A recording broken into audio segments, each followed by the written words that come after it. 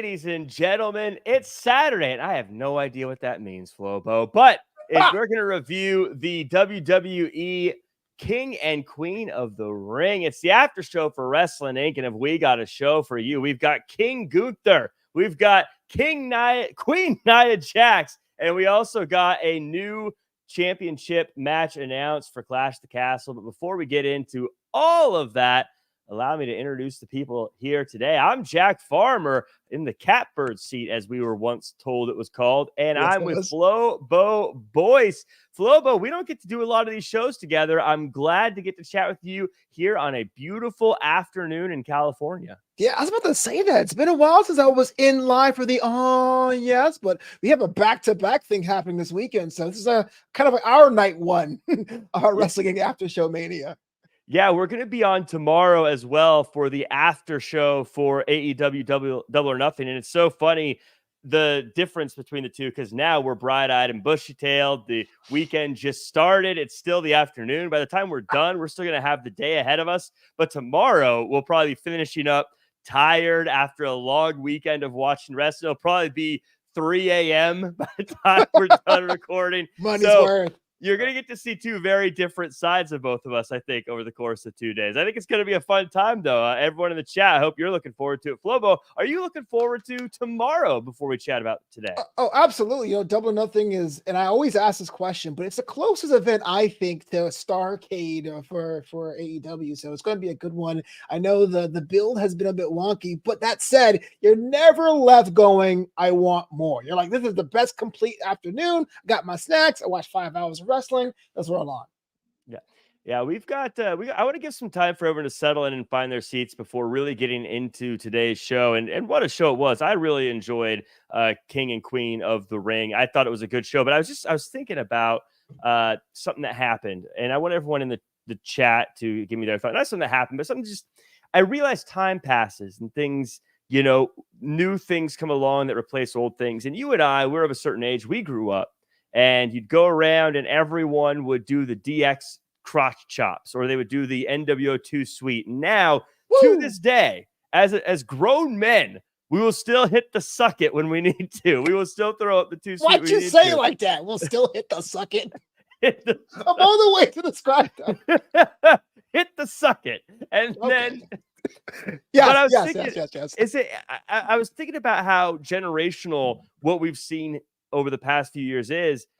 Do you think in 20 years there's going to be people our age approaching each other at wrestling shows, throwing up the one at each other, even after the bloodline is long gone? Do you think that's going to be a generational thing? And everyone in the chat, I want your thoughts as well. But Flobo, do you think this will take the place of this over the years? I think it's one of two. It's going to be the one, and then everyone's saying, yeah. I mean, I think those will be the two things people will be saying for a lot of years past when those guys step down at the ring.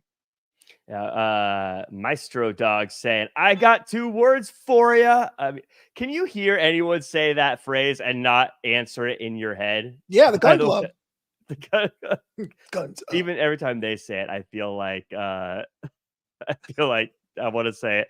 I feel like they're trolling us really with there. But yeah, we're getting a lot of folks in the chat here. George says none of the above. Wow. I don't know about that, George. I think I disagree. But yeah, we got a lot of folks coming in here. It's always interesting to see who is here on the off days. You know what I mean? The people who are here not on the usual shows. And I want to thank everyone who is rolling through for our weekend shows. This was something a lot of people asked for a long time. They wanted us to do these after PLE, after pay-per-view shows. And you know, we weren't sure what kind of turnout we'd get. It turns out we do get a good turnout. Somewhere that we're looking to see if there'll be a good turnout is at SummerSlam. Now, they said 2026 SummerSlam in Minnesota, 2-day event. I got 2 questions for you. First off, let's talk about the 2-day thing. I know you probably discussed this a little bit before, but what are your thoughts on the 2-day thing? Do you like the idea of SummerSlam going 2 days? Should it stick to just one show? I know WWE Reality would do 7 days if they could, but what are your thoughts on the 2-day event? Oh, before I answer your question, have a shout out to those people out there in the United Kingdom and other time zones. I mean, that is amazing coming here on weekends. So, The one and only James Winter as well. yeah, well, exactly. It's winter's coming. No, look, if you guys know me at all, you'll know that SummerSlam is my favorite event of the year, more than Mania, more than a Rumble, and I am torn. On one hand, I was concerned that SummerSlam was kind of going by the wayside. You know, Survivor Series got War Games and WrestleMania got 2 nights. And I always say the Royal Rumble is the biggest night of the year for casual and lapsed wrestling fans. There's people who don't watch wrestling all year will get their friends together to watch people go over the top rope. So I'm glad that someone decided SummerSlam needs its own little kind of thing too, having it almost like a summer festival vibe. But at the flip side of that, 2 nights after Mania having 2 nights, both expansions of this makes things a little bit difficult because, like I was saying last night on the SmackDown After Show, when an event is one day, like this year's in Cleveland, you can fly in the Friday, watch the pay-per-view the Saturday, and be on the next flight out on the Sunday. But once you tell me it's 2 nights and SmackDown right now, so currently on Fridays, and Raw are be part of that situation, you've now made it a destination. And can wrestling as a business support that now? I know WWE is on fire right now, but will it be on fire in 2026 is my question. Have you been living under a rock? Yes, I have. WWE's been on fire right now. Nelly Belly, I think, with a great comment here. Time for Wrestling Inc. Premium Live event. I think we should host one here. Yeah, just give us money. That'd be great. I also Sammy Diaz saying Jack's beard is fire. Thank you so much for throwing that out. I got to grow it out in case I was worried about my betting with Jimmy Corderas. We put a lot on the line, and in true wrestling fashion, we bet our picks. We bet our predictions. Who had the best predictions? Oh. And in true pro wrestling fashion, we got a draw. So we got a schmoz. We had a dusty finish. So in true pro wrestling fashion, that is awful. I think, and everyone in the chat, in the comments, please let me know if I'm right or wrong. I think if we tie, then I should have to do nothing, and Jimmy should still have to come on into work with just the mustache. I disagree. I think that just seems fair. It seems natural. The opposite of fair. It's quite the opposite of fair. I do think that I want to ask you. This is the real question I want to ask you. Now, I find it so strange that we've announced 2026 SummerSlam, but we have not yet announced 2025 SummerSlam, and this was definitely something that we have. Definitely something they made clear on the show. Commentary brought that up multiple times. Like, hey, we still don't have 2025. What's up with that? What do you think? What do you think's going on there? Do you think they have something big up their sleeves that they're going to announce? Is there just they're still working out? Where is 2025 SummerSlam? The moon? Yeah. Imagine Noam Dar with the strap. No, I love that you said that. Yes, thank you.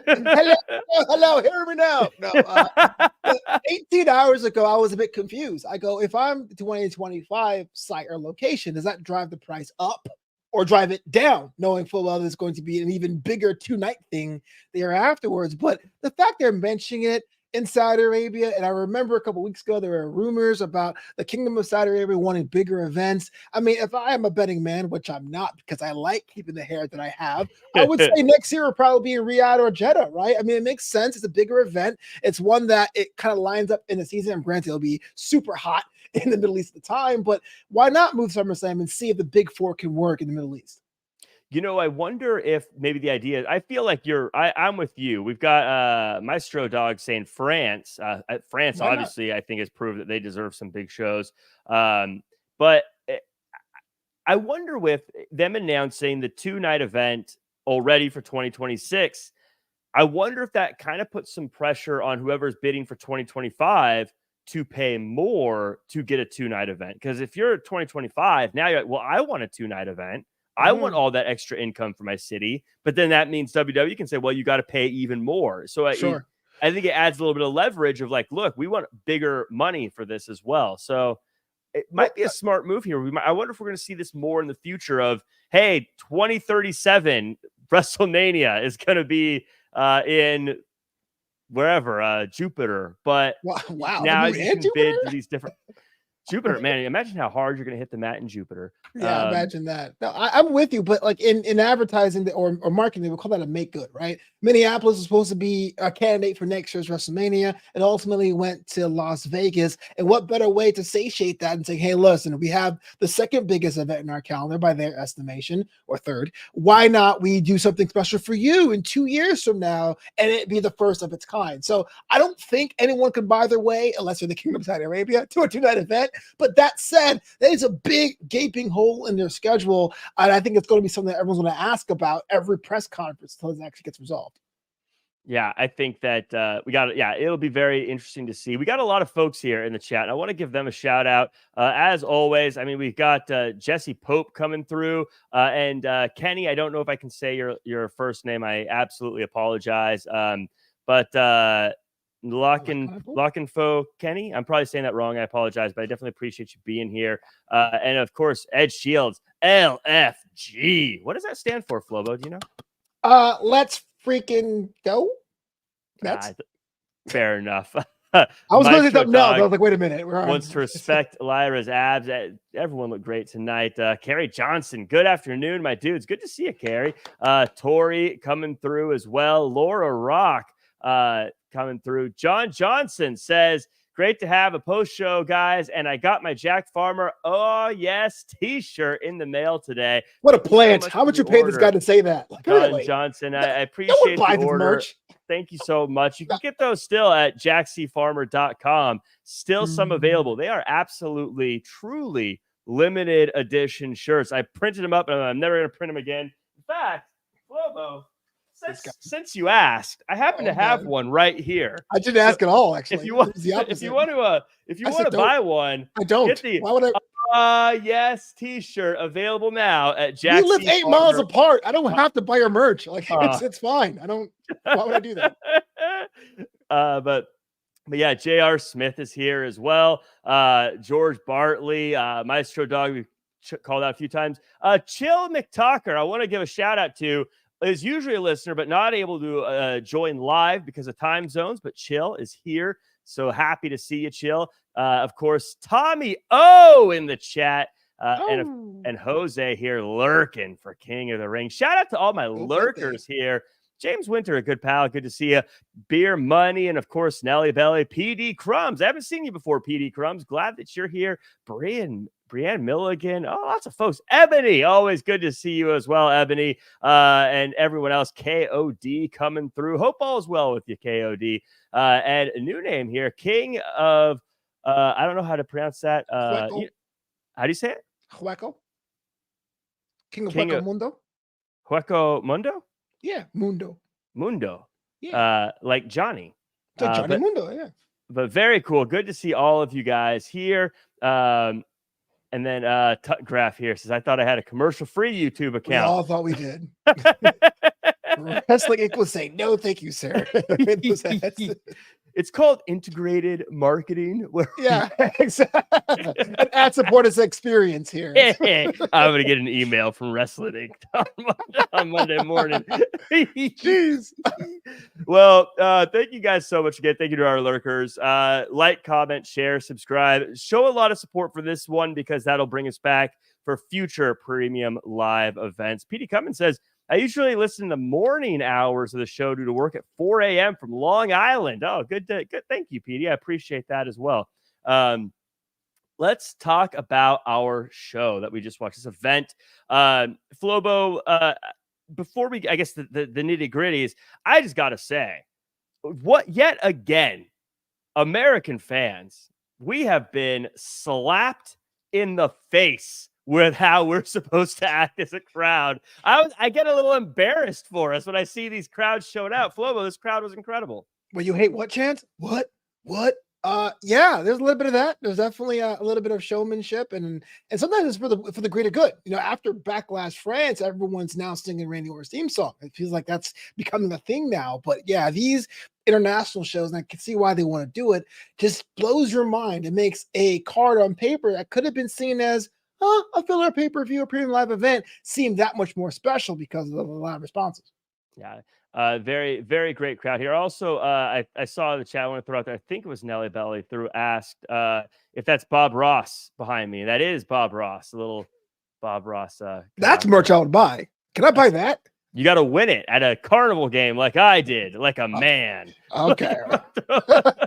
Dang. by knocking over some bottles after throwing a heater of a ball at him. Cheating? We got a pre-show match: Indi Hartwell, Candice LeRae versus Jade and Bianca. Candice LeRae stacks Jade and Bianca, pinning them both without even having to make a tag. What an outcome! Obviously, that's not what really happened here. I was like, yeah, wait a minute. The hot tag to Jade, man. No, of course, Jade, Cargill, Bianca Belair, they get the win. Use a new finishing move. This is the I'm looking at this tag team, Flobo, and clearly superstars. I want your thoughts of this match, thoughts of these teams, and is there a team that can beat Jade and Bianca without them having some kind of inner turmoil? Yeah, I want to answer that first question. The last question first. The answer is no. On paper, they're way too powerful. And so the only way this works is that if you show a little bit of cracks in the armor, and we're seeing that, right? Jade Cargill, her hot tags are sometimes not as effective as they first were. Bianca was still nursing that knee injury from last night's episode of SmackDown, which cost her spot in the Queen of the Ring tournament. But that said, the match itself was pretty good. Jade Cargill is growing day by day, and I think they're doing it in an organic way. Bianca is definitely switching onto the role of mentor. I know they try to put over the fact she's more fun-loving and having a good time, but you got to give it up for Indi Hartwell and Candice LeRae. I think they were number one contenders for the last three champions in that division. They lost every single time, but then they make sure the matches themselves give just a little bit to pull from. I think Indi still has a good future, even in defeat, and Candice LeRae should be the next person to have her own learning tree. That's AEW reference. Beer Money pitches Charlotte and Tiffany as a team. You think that's got the star power that could take on a Jade and Bianca? Yeah, star power, but you have to give me the right story. I feel like Charlotte's in a class of her own. She is a queen. I would never put her in the tag team division if I had the book. And Tiffy Time is not making a lot of friends backstage on camera. I mean, not friends on the show. So it'd be kind of hard for me to believe in an alliance with Tiffany. But if that were to be the case, yes, take my money. I'm really enjoying the story of Indi kind of turning into a jerk because Candice LeRae is being a jerk and sort of teaching her the way of being a jerk. Yeah. But I want to ask you about Jade Cargill's development so far with WWE. And debuting stars can be a tricky thing. It seems easy, but it can be very tricky. WWE obviously took their time with her and has rolled her out in a way that she's now been able to be a champion. She's in a tag team. Do you like how they're handling this? Should they have said, look, she's a star, put her on her own? Do you think they should have held her back? NXT, just now that we're sort of seeing how this has played out. Yeah. Hindsight 2020. What are your thoughts on it? It's ultimately the right move, but it hasn't paid dividends quite yet. I mean, it would be a very attractive thing to have her come out and just be a continuation of what she did in Jacksonville. And no one will fault her for doing that because Jade looks like nobody else. She moves like nobody else. And there's definitely a personality people can get behind. I mean, she is, as we say a lot on the show, a specimen, a physical specimen. But that said, when it comes down to characters who buy into long-term, the ones we remember when we were kids, the ones we tell our friends about when we're having nostalgia moments, are people who look a certain way, who have a distinct moveset, who sell very nice, who show the adversity, to show the emotions. I think those were the things that Jade needed to work on. The time of her not being on TV was worth it. And we're seeing that pay off now. Not quite full potential, but I like what I'm seeing. Yeah, Adonde saying, no, it's great for Jade. It's like when you shadow a coworker at a new job. I agree. I think it's, I mean, I do. I think it's because everyone always says like, yeah, just come in and have the undefeated streak or whatever. But I think that's kind of stale. And then once the undefeated streak is over, who are they? What are they? You kind of set them up for a situation where after that, I mean, even Goldberg, who I was such a fan of Goldberg, once that undefeated streak ended, it was like, well, what is Goldberg now? Absolutely. Like, what is no, this? absolutely. I think Goldberg is the best example of someone who took a winning streak breaking and then still finding a lane for himself. But you look at Vladimir Kozlov, Masha Slamovich. Like when those streaks were over, the mystique went with them. And I think Jade is way too valuable of a superstar to do that. I was actually going to have her loss me early and have her try to say, okay, I'm in a new league. Let me adjust my thing. But again, she's in the tag team division instead. But I think she needs, for this to work, for the Jade project to work, she cannot be tied to someone just being someone who runs roughshod over the entire roster forever.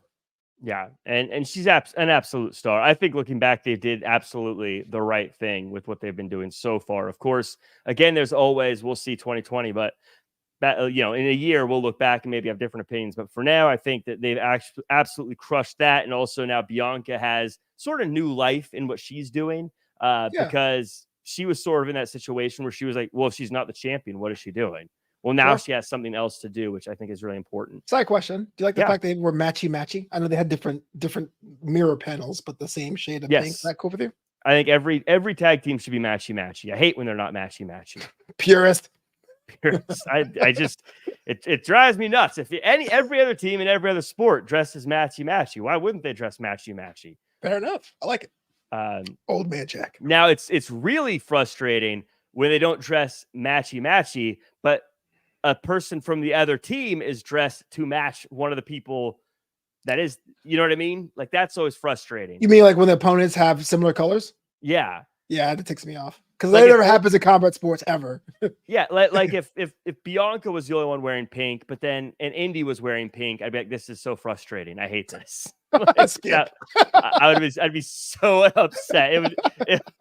How was the match? I made a snack out of defiance. Yeah. Sometimes I make fun of our colleague Jimmy Corderas for getting hung up on some referee moves. I'm like, just let it go. But that's one of those things like, oh yeah, so frustrating. My thing is pump. Anything with a pump handle, I get mad. Like, why would you stop and have someone take your arm? This is dumb. Yeah, I'm totally. What is in the chat and in the comments? Let us know what's the thing that drives you nuts that probably doesn't drive anyone else nuts, but really drives you nuts. Let me know. I want to know what your little pet peeves are. One count. Ed Shields says Jade looked great today. Boyce just said Vladimir Kozlov. Yo, he had that win streak though, bro. he was for a while. He was cooking for a little bit. Yeah. Everyone should match like the Conquistadors, Baby Ice says. Wow, that's a deep cut. Talk about deep cut. Something happened early in the show. We got the QR code that came up, and I had a chance to talk to you about this a little bit. I know you had some words for it on the SmackDown after show, which everyone should be tuning into. But I'm curious about this. This is one of those things that's starting to bug me a little bit. Is commentary? They talk about it and they talk about how it's strange and whatnot, but I don't know how you do this the right way. But it feels like they're kind of underselling the fact that something is hijacking a $1 billion company's feed on a weekly basis. I feel like that should be a bigger concern for the people on the show. But at the same time, I don't think they should hijack the whole show for that moment. What are your thoughts on just how it's being presented from the commentary standpoint? Because they're the only ones really selling it at this point. Yeah, what do you want them to do? Mr. Pierce, get out here. Here's something on my monitor. Like it's a hot thing. It's like it's something that's cool, but no one's really engaging with. And then you have to say, oh, by the way, it's kind of kooky, I guess. It's an odd situation because if I make a QR code, I'm making sure everyone sees it. You know how a lot of work that is, you know? Isn't that just a website you type in, it gives you one? That's 2 moves, man. That's 2 steps. No, I guess, like I said, I don't know what they should do because you're right. They can't hide, they can't take 15 minutes of talking about this. But I just think if this happened on the UFC on a regular basis, this would be they would be very upset. Like they wouldn't just be like, ooh, craziness is going on at UFC 303, right. You know, or they would say that, would they? No, I mean, I understand where you're coming from, and I know they have to sell some things, but it's kind of like, man, they kind of put themselves in a corner. I really felt like it was a situation where the kids were not grasping it as much, and they said, let's nudge it just quite a bit. And now they're like, yeah, now you put Michael Cole as like hey, I noticed this, right, Corey?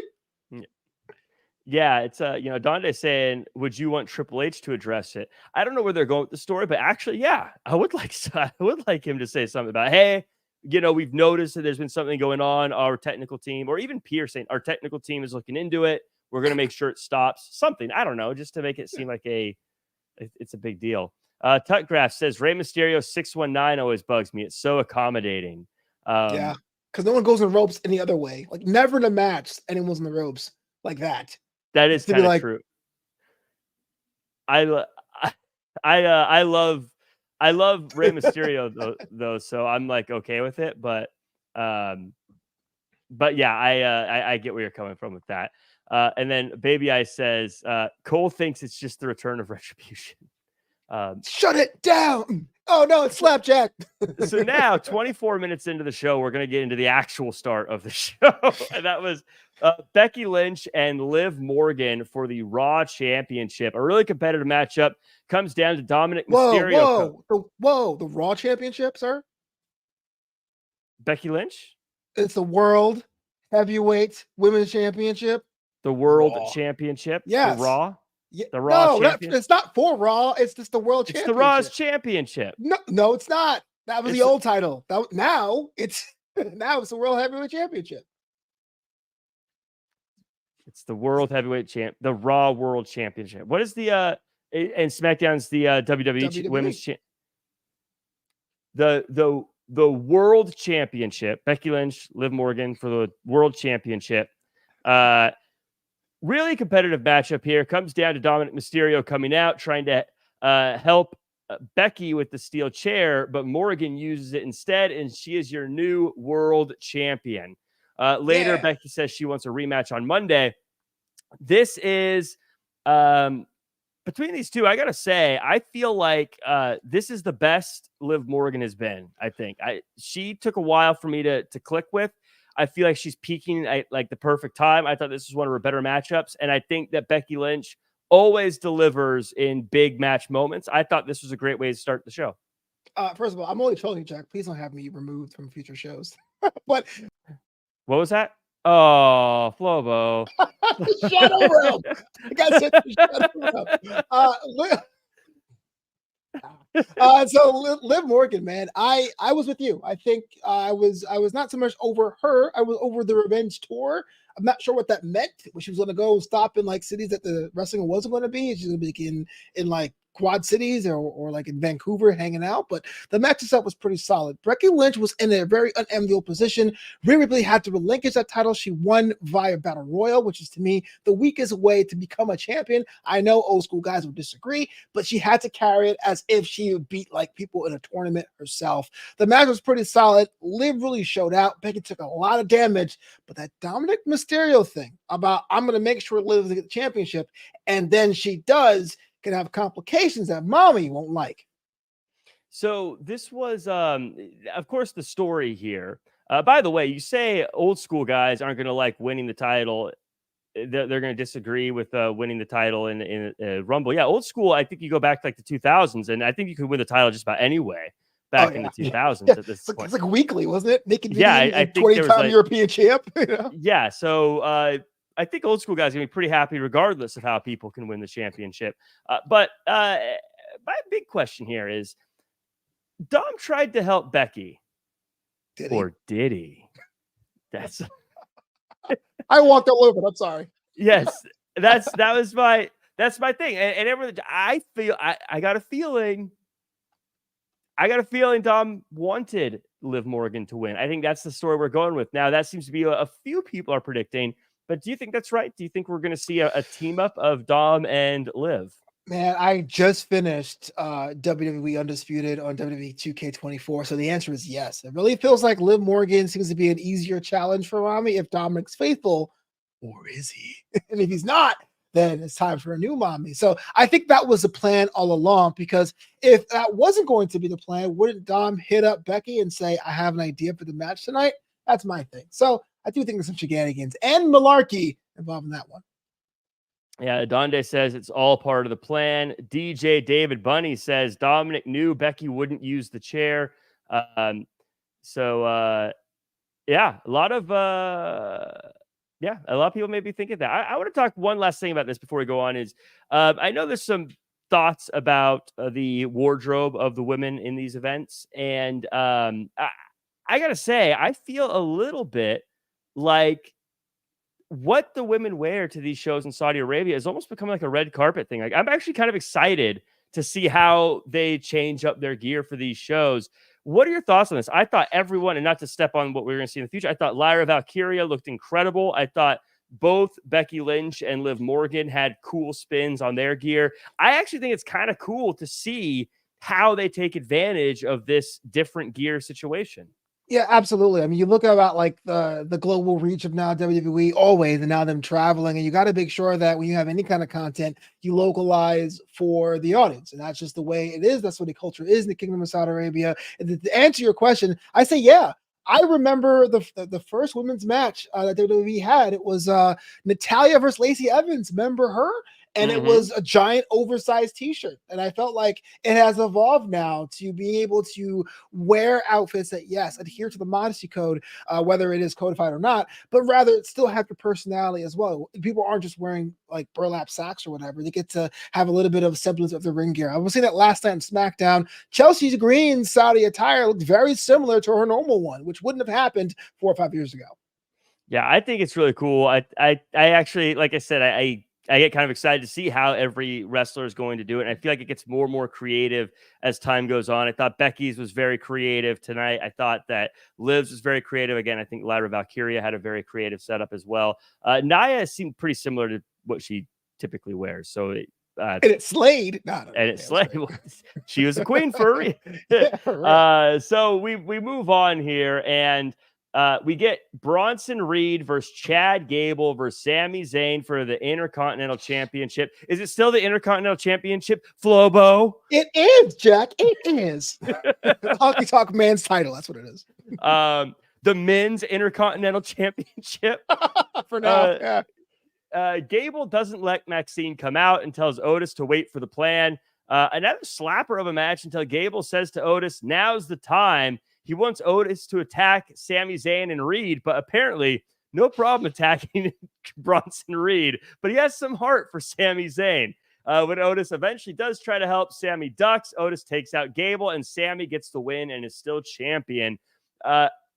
This was a fun one. Crowd was super happy. I'm left with some questions, though, Flobo. Me too. Well, what are your questions? I've been asking all the questions. Why don't you help the conversation? What? Oh man, carry me, bro.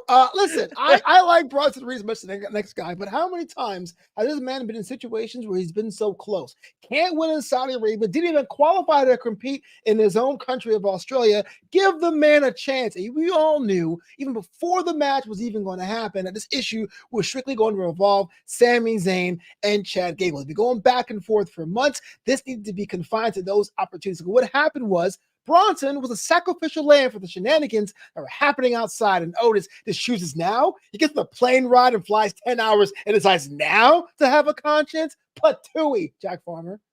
Laura Rock says, I loved the triple back slam, that triple German suplex there. Yeah, I actually felt bad for, we chatted about this to pull back the curtain, texting.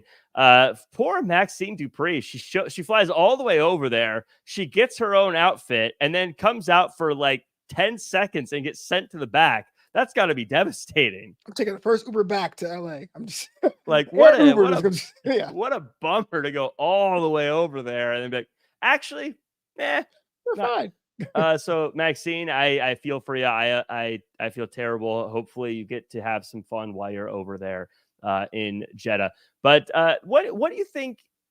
I'm curious here because one, I can see this going both ways. As we look at the next step of this, is the next step Sami Zayn versus Chad Gable one-on-one, or does Chad Gable now deal with Otis next and Sami Zayn maybe has a rematch with Reed? How do you think this untangles? Yeah, absolutely. I do think it'd be an issue if I was Chad Gable to just sever yourself with Otis now, get that rematch, and then hopefully that Otis doesn't try to screw you over a second time. Will that happen? Probably, yeah, because Otis is now stepping out. Whatever it is, you got to keep your eyes on the prize because you can handle ex-friends as champ. If you're not the champ and you're battling that side quest, you're already outside the picture. Yeah, so here's my final question for you on this, and everyone in the chat, let me know what you think. Now, clearly, everyone's just waiting for Otis to turn his back on the guy that really helped him, Chad Gable, and, betray him and attack him or something like that. I don't know. I have a feeling Otis may stay on the dark side and may listen to Chad Gable, similar to what Indi Hartwell is doing. Do you think Otis eventually turns on Chad, or do you think he just embraces his dark side? Can he join Sami Zayn? Look, I hope that Otis finds his own thing, but without Otis, man, he was the heart and soul of the Alpha Academy. I mean, Chad Gable was always a jerk telling us what we're doing wrong with our lives, but when we were looking at Otis, it was fun. But he walks away, then this guy Chad would be absolutely insufferable. Becky said it himself. Any man that had called himself Shorty G is going to have himself a chip on his shoulder. That's what we saw here tonight. So if I'm Otis, try to get as far away as he can. Well, GMO says, I think there would have been a lot more story to tell if the Otis interference had paid off. Turning heel for no gain is silly. What are your thoughts on that? Do you think that there's less story because it didn't work? I think it's a holding pattern situation. I think it's going to be a thing where they're going to replay it on Monday. It's going to be like, this is what happened. Let's get them certain backstage or whatever. And then you're going to have the actual story beat on Monday night. So I do think it's kind of a cheap move if you're into a story kind of thing, into that kind of character beat. But I think the full heel turn or the full re-allegiance will happen on Monday. Well, we get to our first of our tournament finals. Lyra Valkyria versus Nia Jax, Queen of the Ring final. The World Queen of the Ring final, as Flobo would have me say. Hey. It's funny because you're right. You sassing me? I'm upset about it. Are you sassing me, bro? Lyra Valkyria puts up a big time fight, but Nia Jax wins. She is the queen. Triple H comes out and gives her the crown and they hug. Then Nia Jax cuts a mean promo saying she'll be the champ at the end of SummerSlam. Flobo, there's a lot of points to bring up about this one. Yes, there is. So yesterday on SmackDown, Nia Jax says, I'm going to buzz through you and buzz through you and have me looking online. Do people say buzz through? Whatever. But Nia Jax said, which was going to do. I guess so. These are young whippersnappers. They just out there wild in the streets. She gets what she's going to do. She's a new queen in the ring. But the second story here is Lyra Valkyria. And on Twitter, I actually said this. I go, people are always asking about what people like JR says or people like Gary King Lawler say when they say companies have trouble building new stars. You say, what does that mean? It's not win streaks. What Lyra Valkyria showed today is how you build a star. Whether or not you like Lyra or don't, if she works for you or doesn't, that's up to you as the fan. You have that right. You paid your hard-earned money. But she is in the Middle East. A new draftee from NXT goes all the way in the Queen of the Ring finals. She shows up and it's noted as a Raven. But if anyone who's ever been to the Middle East region knows how much they revere the Falcon. So now you have somebody who's new, showing that visual image of not a sacred bird, but a bird that's highly revered. And even in defeat, she pushed Nia to a limit to have to do a new version of her finisher. So whether or not you like Lyra or not, you go, she gave me 120%. And that's how you build stars. So yes, Nia Jax, Queen of the Ring, Bayley, watch your back. Yeah, whatever. But I think Lyra Valkyria, in her short time on the main roster, has already put her fingerprint on the brand. Well, that was actually going to be my next question, was about Lyra. And, you and I, we cover a show. We cover NXT on a show called Draped in Gold every single week. And we used to cover NXT UK while it was still around. And we were huge fans of Lyra Valkyria. At least I recall being a big fan of Lyra Valkyria. And so in that sense, I talked about this a little bit on Monday. She feels to me a lot like that band that you see before they take off. And then they become big and you're like, it doesn't matter what their new album sounds like. I'm here for them because I've been with them for this whole journey. I'm going to be a Lyra Valkyria fan probably forever. But as someone who is on the main roster, just new, trying to think of it as someone who is absolutely new, I'm trying to think like, did they do enough for her with this? And I'm with you. I think that she's someone who showed a lot of heart. I think she's someone who you can get behind. I think that we talked about outfits a little bit earlier. I think that her outfit with the wings was the outfit of the night. And I think that she's a future star. You're right. This is how you build a star. And I know that WWE got a lot of flack for it after what happened with WrestleMania and Cody the first time around. But sometimes falling short makes you more beloved by the fans than overcoming. Yeah, absolutely. I think even in defeat, that's where people go and go, hey, look, this person really impressed me. I like to think of it as a chocolate bar, right? You know how you have a chocolate bar with a little bit of lines and squares, and we go, who cares? You eat the whole thing anyway. Yeah, if you're at bar number 1 and you saw Ava Valkyria in UK, you can go, that's my girl. If you saw her in NXT, you can go, oh, that's my girl. And if you saw her tonight, there was enough elements there. They brought back the bird brain stuff that she got dragged for to say, here's your re-debut. So you had many different bus stops to get on if you wanted to. There's plenty of characters that come out. They don't do it for me.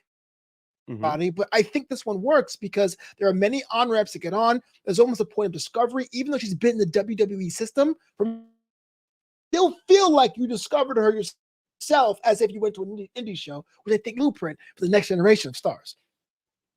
Yeah, and I want to give a shout out to Richie Hodge, by the way, coming through, new subscriber here. Appreciate you coming through, Richie. Hopefully we see you on some of the other shows here. But yeah, Maestro saying Lyra took a hell of a bump with all of Nia's weight. Yeah, that looked incredible. And Adonde said Nia really needed this. She seems like a team player and puts over a lot of smaller women. Good for Nia, and it made Lyra look tough. Good building blocks to a star. I agree completely across the board on that one. This I do want to ask. So I guess long story short, you believe the right person won here. I actually had pegged Lyra to win the whole thing, but I thought about this, and it's probably by saying the kind of ruins the vibe that historically faces don't win the King of the Ring tournament because it's really a role that you have to lord over people, no pun intended, for months on end, which just fits heels, Baron Corbin, etc. So I guess in hindsight, it was the wrong decision, but I think for a brand new competitor to the main roster, she did the best she could have done.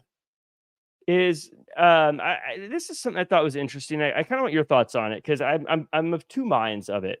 At the end, Triple H comes out and he gives Nia Jax a big hug, and they share a really kind of special moment, for a moment there, and you could tell it's important to Nia, and then she of course cuts her promo.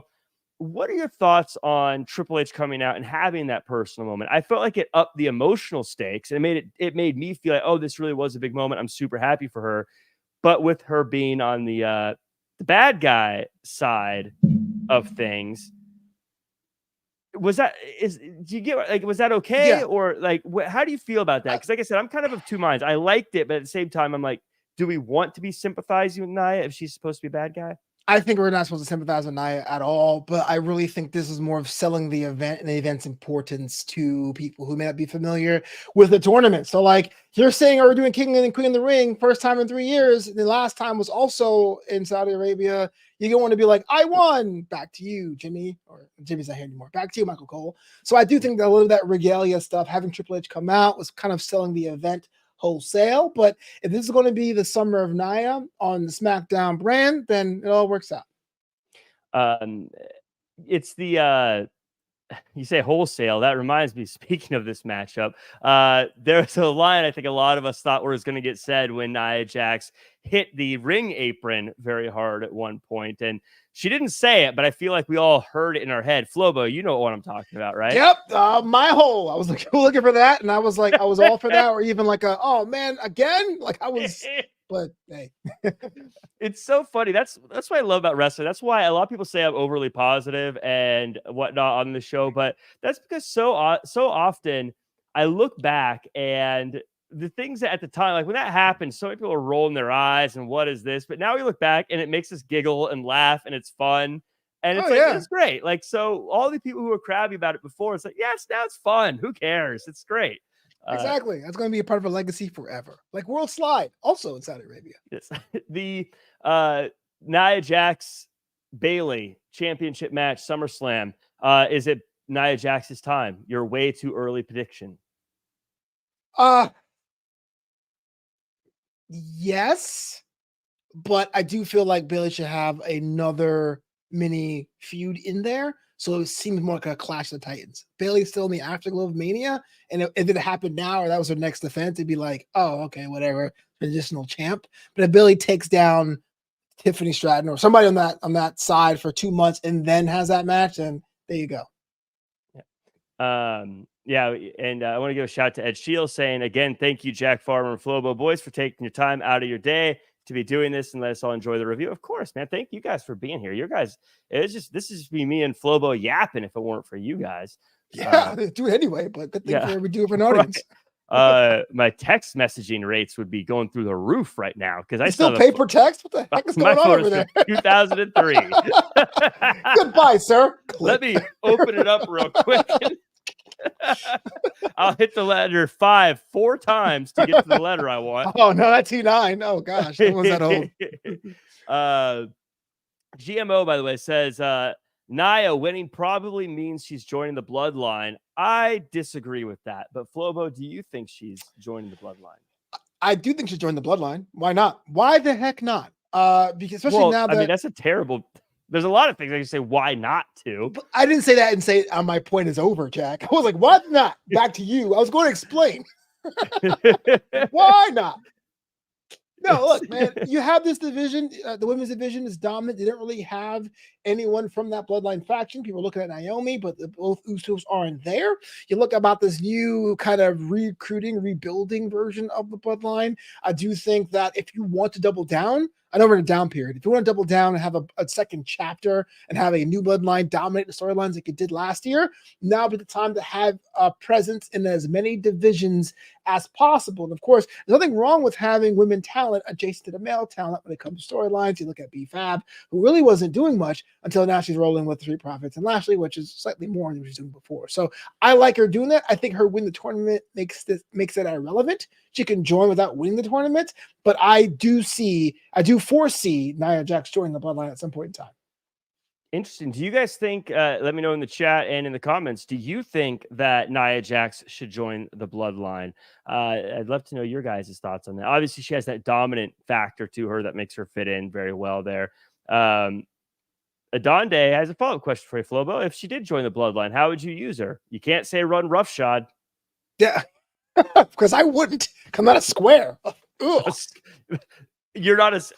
Okay, in the chat, if someone says they're not a square, are they in fact a square? Hey, I am hip and with it, sir. I don't know what you're talking about. I am cool. No, it is the kids who are out of touch. Yeah, it's the kids who are out of touch. Hello, fellow children. Yeah, so you think about Nia Jax, you'll have anyone with a side adjacent character get in their way. So if I was a Tiffany Stratton and I in someone's face and I want a matchup and Nick Aldis is not now and she tries to force her way in and someone goes, hey, look, I was talking because I am Tama Tonga. You know what? You bought yourself a match with Nia Jax. So basically the enforcer for that women's division to really be like the Undertaker. Oh, dang, you got a match with Nia Jax this Friday. Because the problem with Nia was historically as big as she was, not just with all due respect, she lost a whole lot. But if someone goes, oh yeah, you've done it now, I'm calling my girl Nia for you, that's a whole other level for somebody. Well, Hab Guy says, if they say they are not a square, they are in fact a triangle. I consider myself a dodecahedron myself. Oh, okay. You're not that complicated. You're rhombus. Which sounds like an insult, but it's actually a shape. You're a rhombus. You're a rhombus. I didn't mean, I'm sorry, Jack. I didn't mean yeah, that was very mean. I mean, I know we tease each other, but geez, Louise. We'll be back tomorrow. Yes. Ed Shield says head of the table is where she belongs. Tommy O says definitely not. Laura Rock says yes, she's related to the final boss. So yeah, a lot of Ed says that you are not a rhombus. What shape is Jack Farmer? That's our I hate how I don't even know how many sides a rhombus has. It's 4. All squares are rhombuses, but not rhombuses are square. Did you not go to class, bro? No, I'm just cool. I was too busy I was partying. Yeah, you're in the parking lot. Yeah, no time for class. I'm just skipping school will totally pay off. One day totally I'll be on a pro wrestling podcast. Suckers. While all my friends are stupid doctors and lawyers. I'll talk with the Bloodline. We got Gunther taking on Randy Orton for the King of the Ring final. This absolutely has been an off the wall episode, by the way, between us. This has been off the rails. What we do, man. What wrestling? So Gunther, Randy Orton, this match, in my opinion, is pro wrestling hitting on every single level. You had the storytelling, you had the great wrestling, you had the stakes, you had the commentary. I felt like every single thing just clicked. Gunther gets the ring and gets the win and is the King General. Don't call him that. Don't call him that. Don't call him that. I've been calling him the King General for a while now, and then That's awful. Michael Cole said it, and I was like, did he steal it from me? And I know he didn't, but I want to pretend he did. I'd like to pretend he listened to the show and stole it. He absolutely didn't, but I kind of wish he did. King Generals have like $2 stores that merged. I don't call him that. That's cheap. But they got great deals. King General, it's not even real. It does feel like where you would get like those temporary table linens for a kid's party. The plastic ones, yeah. Yeah. Awesome. So this one, I want your thoughts on this one. Of course, the story seems to be the shoulder being up at the end of the match. Sure. But I want your thoughts on the match. And also, they called this a dream match. And I want your opinion on if, in your definition, this qualified as what would be considered a dream match. Obviously, it's a good one, but is the setup, was it a dream match? Are you saying like it on paper or after it has concluded? Do I consider it a dream match? Like on paper, Gunther versus Randy Orton, is that a dream? Would you qualify that as a dream match? Because, and I should say, to set the table on this King General linen we bought, it's a hole in it. You know, because some people say a dream match is like Bruno Sammartino versus Goldberg, or people who maybe you wouldn't have gotten to see before, or something like that. Some people would just say two people who are really good and go together. In your opinion, does this fit what you would call a dream match? Okay, this is going to suck a total cop out, and I apologize in advance. It is a dream match, yes, not a dream match for me. And the reason that my category for when it comes to dream matches, yeah, you can combine eras, but to me, those are kind of like fantasy matches in so much that they can't happen. You can't get prime Bruno and you can't get prime Stone Cold together. That doesn't make any sense. But if you have two different sides of the wrestling spectrum, you're like, oh man, I don't know how these two guys will even get together, or I can't even imagine them being together, and they're put together. That to me is the dream, which is why, personally, I was a huge advocate for Worlds Collide, because when that happened, it was two separate inter-promotions having contests. And I go, these are all dream matches to me. The match I don't think was quite there, but I will say the fanfare was amazing. I mean, we got the post-backlash glow. Everyone's singing Randy Orton's name. Gunther is a walking spectacle unto himself, even despite the fact he dropped the weight. I was watching some of his old German matches where he was 300 pounds. It was a different kind of force. Everything looked good, and I'm so glad they gave the time it deserved. Yeah, it's so funny when he first started losing weight. I was like, they're ruining him. Come on, it worked out. Yeah. I like what Adonde says here. Randy was always tall, but with mass now, he looks bigger than everyone. Great match. I was thinking that watching this, I was like, geez, he's kind of like Billy Gunn, and that every time you see him standing next to him, like, how big is this guy? He's huge. Randy Orton, when are you going to bust out choke slams? I think you're getting to that size where you're a choke slam guy, right? At a certain height, I feel like choke slams are a required moveset, right? I guess. Remember when he used to do that, the Luthez press, but his whole body would like snap back? Imagine one of those choke slams, like, you know what I mean? Just one of those hyper ones. He used to have that cool like back neck breaker thing where he'd like fall on his knees. I love that move. Yeah, it's like a very long and lanky, but I have like the muscles for it. Yeah, why not?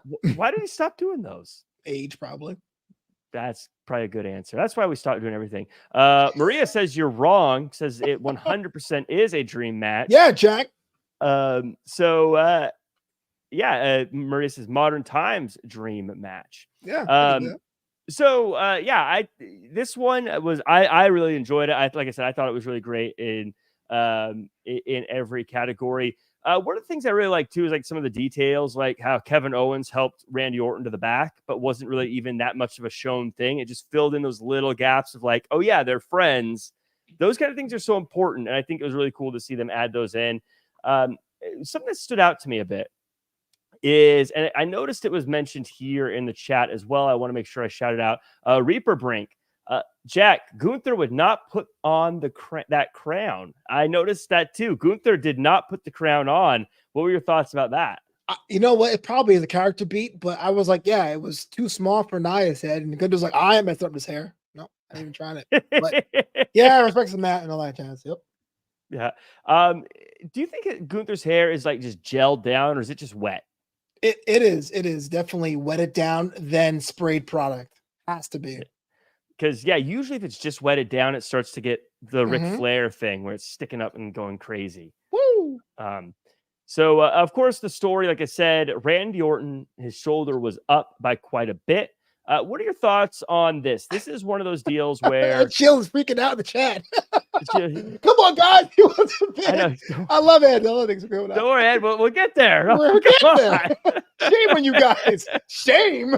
Yeah, the I has a lot of shit in my life, but okay. you're right. And so as I was saying, it was a clean pin. Gunther gets the win. There's no real Yeah. See you next time, man. Cargill. Yeah. no, but so I guess first off, I want you to just, I guess there's a lot to take away from it. Is it supposed to be that way? And if it was supposed to be that way, was it executed properly? I feel like this is where I wish we had Jimmy Corderas on. I'm sure Reffing Rant is going to be heated with Jimmy Corderas, but let me know your thoughts. So plausible deniability is going to be named the game because Randy Orton's shoulders were not down. The ref was in position, but somehow missaw one shoulder being up, but Gunther's head was turned. So Gunther can say it wasn't my intent, and I can open up a rematch. But what's already is done. No one has ever put their King of the Ring title on the line. We've seen King of the Rings go on terrible losing streaks thereafter, so it's already lost. But this can open up something a year from now where we go, this all started in Saudi Arabia 9 months ago. So I'm on board with that. It definitely felt like that was part of the idea because Gunther wasn't even looking at the shoulders, which is very unlike him in his history, his career. Didn't someone put the title on the line, the King of the Ring title on the line before? I think it was didn't Macho Man win it that way or lose it that way? It was something. Let me know in the chat because nothing comes to my mind. But if I am wrong, I will gladly or begrudgingly. Would know. I want to say Macho King started because he beat someone for it outside of the tournament, but I could be wrong. I'm a terrible wrestling historian, so I could be wrong about that. But the ref saw the shoulder was up. I mean, that's if it's a storyline, I get it. But it was, and sometimes I think you just have to go with what Maestro says Hacksaw beat Macho Man. That's what it was. That's what it was. Okay. Oh. Yeah. So I am corrected. Thank you. Maybe if you didn't beleaguer the point about the Raw championship earlier, I would have let that one slide. Did I get sassy and say they were wrong in the chat? No, I said that in this business, they call that a receipt, Flobo. I also botched too, but okay. I'm not smart. That's why they hired me. We're pros here. Yeah, no, we're not. But I would say, speaking of people getting something wrong, I will say the ref was it was like he did too good of a job getting positioned, where it was like, dude, right, you are how do you I think he probably meant to be positioned a little differently or something, sure. Or I don't know. It's one of those things in the grand scheme of things. I'll be honest, guys. I don't care. I get it. I know where they're going with it. It's fine. But I know that some people get very hung up on it. And of course, Jimmy Corderas, I know probably had his head getting red and steam lines coming off because of the messed up refereeing. Jimmy the cartoon Corderas. Yeah. No, Jimmy, he wasn't that upset, but you know what I mean. The people who really care about those details probably got upset. I feel like it was okay. In the chat, did you guys feel are you in the chat? Let me know if you're in the side of I get it, or are you in the side no, they should have changed it and done something on the fly. So what's your thought? I look at the Randy Orton thing where it's I think he has a point in his career where we want to give him some flowers and accolades, and this would have been great for his career. He doesn't need it; he's already a made man. So you really want to look at the Gunther side or Gunther. I get they use both. I'm not sure which one's the right way. I'll say Gunther.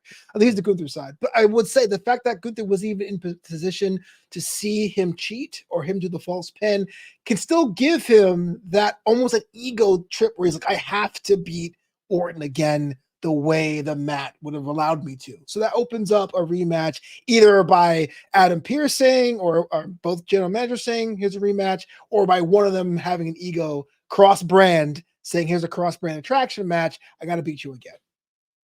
That's fair enough. I go with it.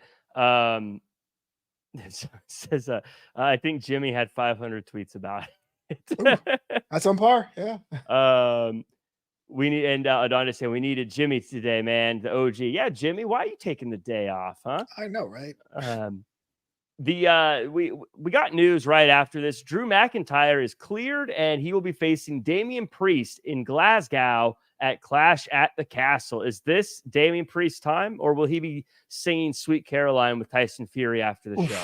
Oh, he'll never live that down. That is the Mae Young hand of Drew McIntyre. To me, I thought of Drew as being like slipping Triple H a couple of dollars. Listen, I'm cleared, right?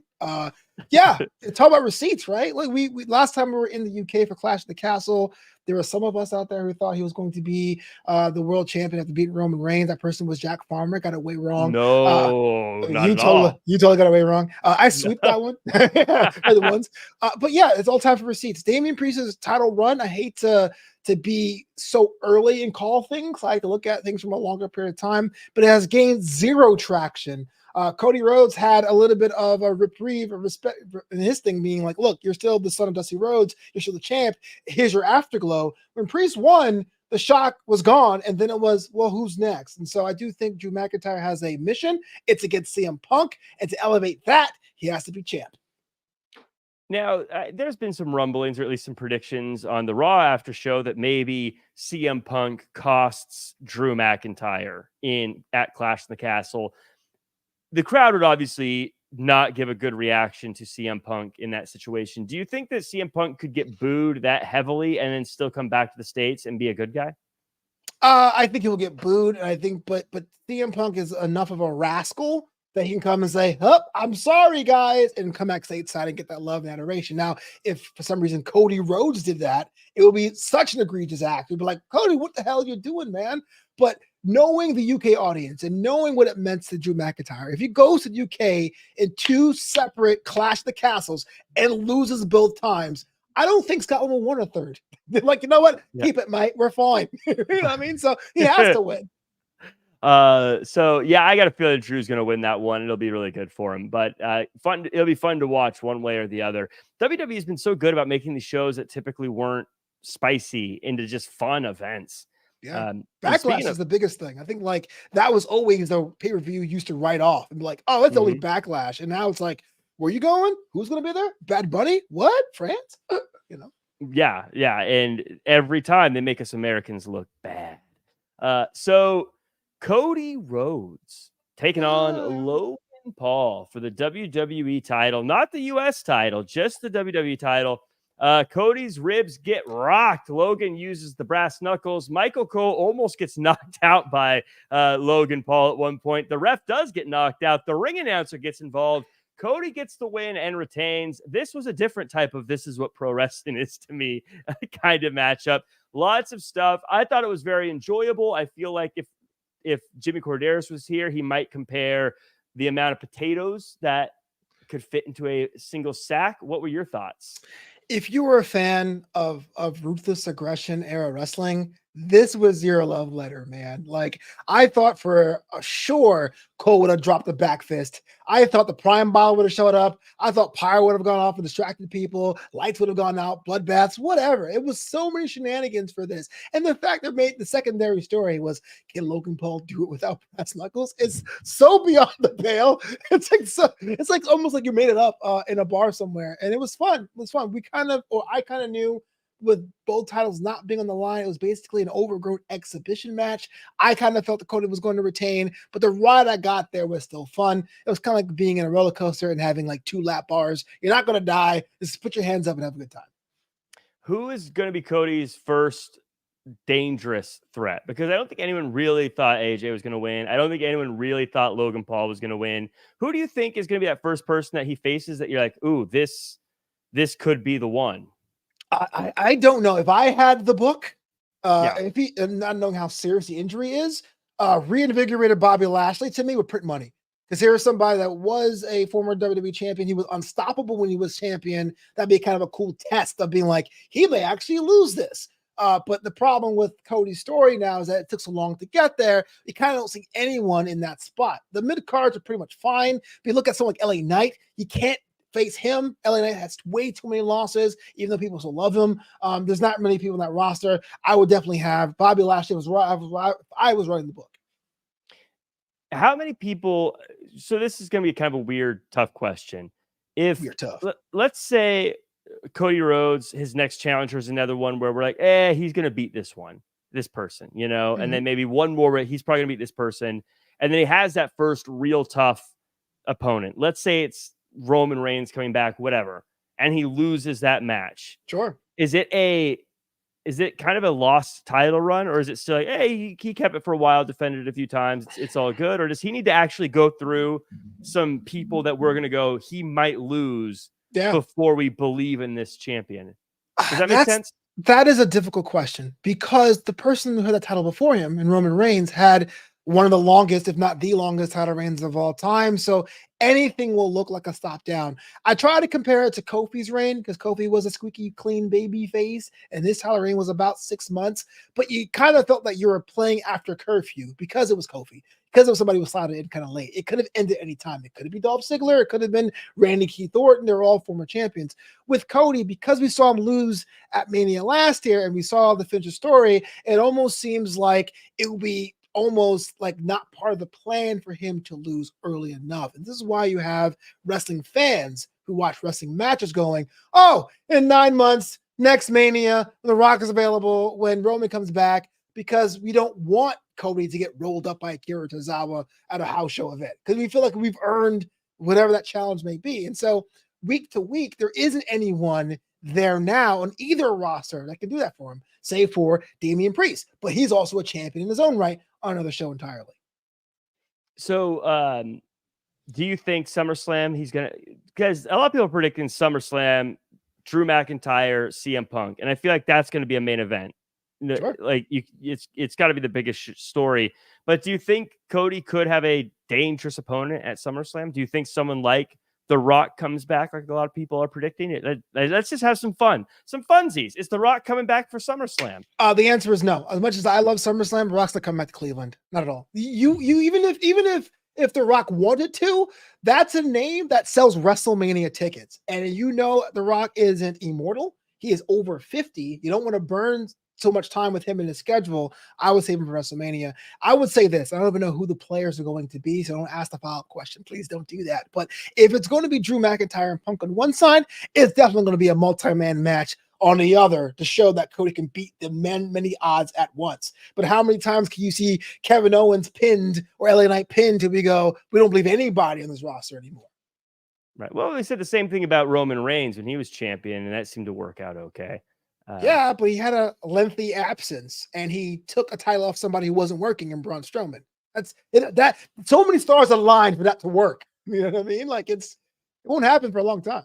Heard it here first. Flobo says that Roman Reigns just got lucky. What? No, wait. no, Jackson Rhombus, I swear. So I think that covers it for this PLE. I had a blast chatting with you, Flobo. I can't wait to do it again. Whoa. What was your favorite match tonight there, Jackery? My favorite was Gunther versus Orton. Okay. What I really liked was that clean as a whistle win. That was my favorite. Stop trolling our crowd, man. They're going to think it's these after shows anymore.